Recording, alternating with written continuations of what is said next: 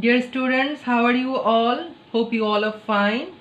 আমি তোমাদের বর্ণালী ম্যাডাম আজকে নতুন একটা লেসন নিয়ে তোমাদের সামনে হাজির হয়েছি। সেটা হচ্ছে ভয়েস চেঞ্জ। ভয়েস চেঞ্জ পরীক্ষায় ট্রান্সফরমেশন অফ সেন্টেন্সের অংশ হিসেবে থাকে। আর আমরা সবাই জানি ভয়েস দু প্রকার, একটা হচ্ছে অ্যাক্টিভ ভয়েস আর একটা প্যাসিভ ভয়েস। সংক্ষেপে বলতে গেলে অ্যাক্টিভ ভয়েস হচ্ছে যেখানে কর্তা নিজে কাজটা করে, সেটা হচ্ছে অ্যাক্টিভ ভয়েস। আর প্যাসিভ ভয়েস হচ্ছে যেখানে কর্তার দ্বারা কাজটা সম্পন্ন করা হয়, সেখানে আমরা প্যাসিভ ভয়েস হিসেবে ইউজ করি। আর পরীক্ষায় যেটা করতে দেওয়া হয় সেটা বলা হয় যে হয়তো অ্যাক্টিভ ভয়েস থেকে প্যাসিভ ভয়েস চেঞ্জ করো অথবা প্যাসিভ ভয়েস থেকে অ্যাক্টিভ ভয়েস চেঞ্জ করো। এখন আমরা অ্যাক্টিভ ভয়েসের একটা এক্সাম্পল দেখি। হি রিডস দ্য নভেল, সেটা প্যাসিভে হয়ে যাবে the novel is read by him. Point to be noticed, এখানে কিছু লক্ষণীয় বিষয় আছে। সেটা হচ্ছে শুধুমাত্র ট্রান্সিটিভ ভার্ব এর প্যাসিভ ভয়েস হয়, তবে কিছু ব্যতিক্রম ক্ষেত্রে ইন্ট্রান্সিটিভ ভার্ব এর প্যাসিভ ভয়েসও হয়ে থাকে।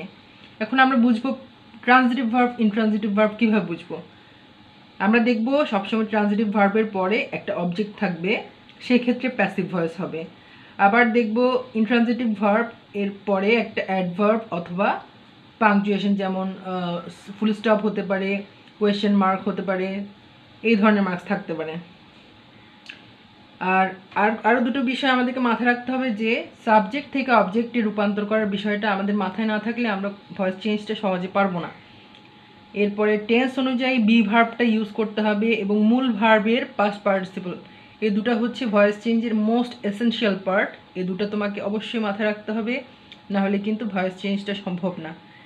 এখন সাবজেক্ট থেকে অবজেক্ট করার ক্ষেত্রে আমাকে কতগুলো বিষয় ফলো করতে হবে। সেটা হচ্ছে যখন আই থাকবে তখন আমি সেটাকে অবজেক্ট করব মি, আর যখন উই থাকবে সেটাকে আমরা আস করব, উই অল থাকলে সেটাকে আমরা অল অফ আস করব, দে থাকলে দ্যাম, ইউ থাকলে ইউ, হি থাকলে হিম, শি থাকলে হার, ইট থাকলে ইট। আর যদি কোনো নাম থাকে সেক্ষেত্রে কোনো পরিবর্তন হবে না।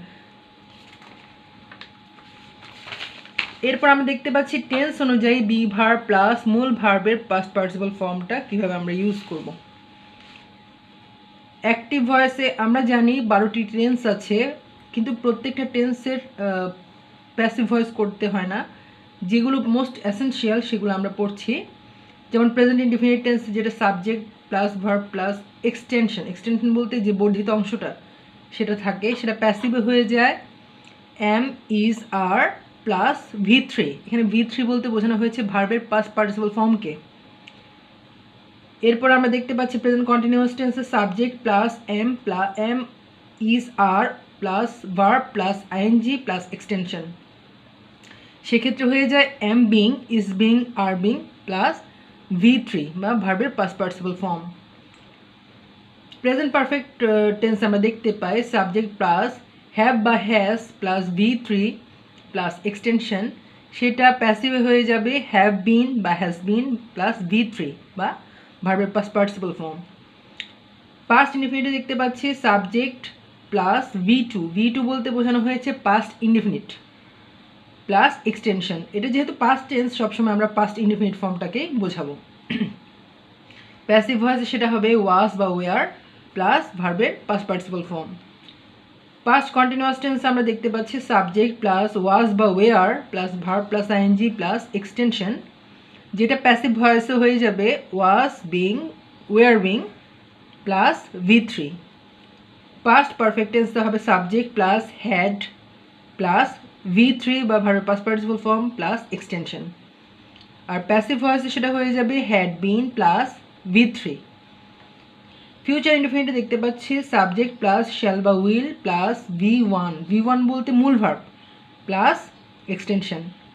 এখানে যেটা লক্ষণীয় সেটা হচ্ছে যেটা ফিউচারের পরে ফিউচারে উইল বা শ্যালের পরে সবসময় মূল ভার্ব বসবে, আর সেটা প্যাসিভে হয়ে যাবে shall B, will be plus V3। এখানে বি আছে বলেই আমরা ভার্বের পাস্ট পার্টিসিপল ফর্মটা ইউজ করতে পারছি। ফিউচার কন্টিনিউয়াস টেন্স আমরা দেখতে পারি সাবজেক্ট প্লাস শ্যাল বি বা will be plus verb plus ING plus extension, আর সেটা প্যাসিভে হয়ে যাবে শ্যাল বি বিইং বা will be being plus V3।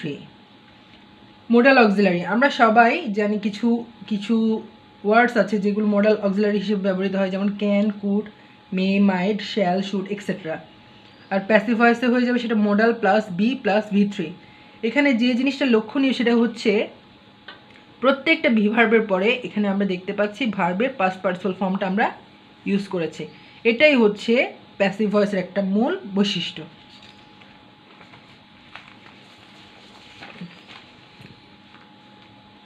তারপর আমরা যাচ্ছি ভয়েস চেঞ্জের মৌলিক স্ট্রাকচারে, যেখানে আমরা দেখতে পাই অ্যাক্টিভ এর অবজেক্টকে সাবজেক্ট করতে হবে টেন্স অনুযায়ী বি ভার্ব প্লাস ভার্বের পাস্ট পার্টিসিপল ফর্ম।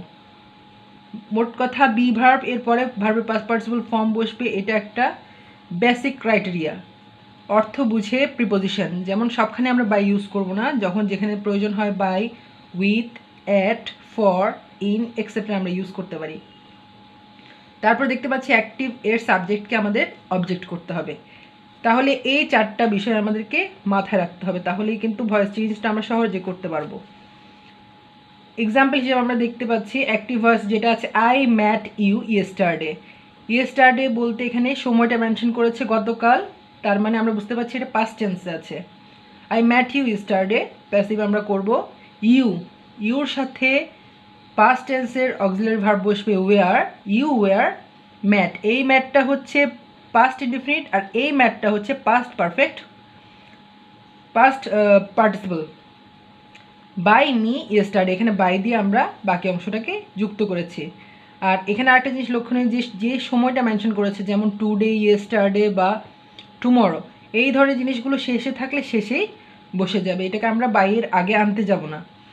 অ্যাক্টিভে আমরা দেখতে পাচ্ছি পরবর্তী এক্সাম্পলে we all miss him most, we all miss him most. এখানে মিস শব্দটা প্রেজেন্ট ইনডিফিনিটে আছে, তাহলে আমরা হিটাকে যখন সাবজেক্ট করেছি হি অনুযায়ী আমাদেরকে বি ভার্ব বসাতে হবে। হির সাথে টু বি ভার্ব বসবে ইজ, এরপরে ভার্বের পাস্ট পার্টিসিপল ফর্ম এবং শেষে যে মোস্ট শব্দটা আছে সেটাকে আমরা সামনে নিয়ে আসতে পারি বাই এর আগে, এবং বাকি অংশটা উই এর জায়গায়, উই অল এর জায়গায় আমরা অল অফ আস ইউজ করেছিলাম, সেটাই আমরা এখানে বসাবো।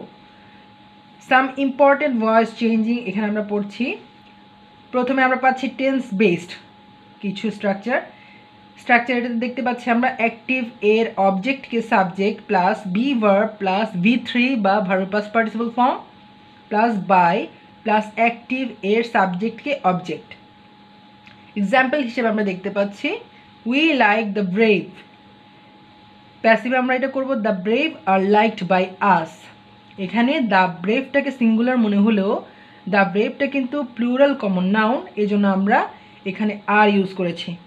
আর লাইক এর past participle form liked, by we এর অবজেক্ট ফর্ম আস, এখানে আমরা আস বসিয়েছি। আর অ্যাক্টিভে আমরা পরবর্তী এক্সাম্পলে দেখতে পাচ্ছি his manner pleases me, his ম্যানারটা থার্ড পারসন সিঙ্গুলার নাম্বার, আর প্লিজেস দেখে বুঝতে পারছি আমরা এটা প্রেজেন্ট ইনডিফিনিট টেন্স। আর প্যাসিভে আমরা মিটাকে আই করলাম, আই এর সাথে টু বি ভার্ব এম বসলো, এরপরে প্লিজ প্লিজড ভার্বের past participle form pleased at, আমরা জানি প্লিজের সাথে অ্যাট প্রিপোজিশন বসে, এই জন্য এখানে আমরা বাই বসাবো না, এখানে আমরা বসাবো অ্যাট। Him his manner. পরবর্তীতে আমরা দেখতে পাচ্ছি ডাবল অবজেক্টের ক্ষেত্রে আমরা দেখতে পাচ্ছি দুটি অবজেক্ট থাকলে সেক্ষেত্রে কী হবে। স্ট্রাকচার অ্যাক্টিভ এর অবজেক্টকে subject plus be verb plus V3 plus অন্য অবজেক্ট বাই প্লাস অ্যাক্টিভের সাবজেক্টকে অবজেক্ট করতে হবে। এক্সাম্পল হিসেবে আমরা দেখতে পাচ্ছি they gave me some fruits, এখানে মিটা একটা অবজেক্ট, সাম ফ্রুটসটা একটা অবজেক্ট। আমরা চাইলে মিটাকে সাবজেক্ট করতে পারি, আবার আমরা সাম ফ্রুটসটাকেও সাবজেক্ট করতে পারি। তবে এখানে একটা জিনিস বিবেচ্য, সেটা হচ্ছে আমরা সবসময় ব্যক্তিবাচক শব্দটিকে আমরা প্রাধান্য দেব। সেক্ষেত্রে আমরা মিটাকে আই করব, আই ওয়াজ গিভেন, গিভের পাস্ট পার্টিসিপল ফর্ম হচ্ছে given some fruits by them. অথবা আমরা এটাকে করতে পারি সাম ফ্রুটসটাকে যদি সাবজেক্ট করি তাহলে সাম ফ্রুটসের সাথে আমাদের বি ভার্ব বসবে ওয়ার, আর গিভেন মি বাই দ্যাম। তারপর আমরা আসছি ফ্যাক্টিটিভ অবজেক্টের ক্ষেত্রে, যেখানে দুটি অবজেক্ট থাকবে, সেখানে আমরা দেখতে পাচ্ছি স্ট্রাকচারে অবজেক্ট এর subject be verb plus V3 plus factitive object plus by plus subject এর object. For example, the teacher elects me captain. আমরা ফ্যাক্টিটিভ অবজেক্ট বলতে কী বোঝাই সেই জিনিসটা আমরা এখন দেখব। The teacher elects me captain, elects এটা হচ্ছে ভার্ব, এটা হচ্ছে ফ্যাক্টিটিভ ভার্ব, আর তাকে কি হিসেবে ইলেক্টস করেছে, তাকে ক্যাপ্টেন হিসেবে ইলেক্টস করেছে, এটা হচ্ছে ফ্যাক্টিটিভ অবজেক্ট। তাহলে আমরা বুঝতে পারলাম একটা হচ্ছে ফ্যাক্টিটিভ ভার্ব আর একটা হচ্ছে ফ্যাক্টিটিভ অবজেক্ট। প্যাসিভ ভয়েস আমরা করব I am elected captain by the teacher. একটা নোট থাকে, সেটা হচ্ছে elect, select, make, call, name, appoint etcetera, এরা ফ্যাক্টিটিভ ভার্ব। তাহলে ডিয়ার স্টুডেন্টস, আজ এই পর্যন্তই। আমরা যেটুকু পড়েছি তোমরা অবশ্যই সেটা খাতায় তুলে নেবে এবং নিয়মিত চর্চা করবে, আমাদের সাথে থাকবে। অবশ্যই তোমরা ভালো রেজাল্ট করতে পারবে। All the best.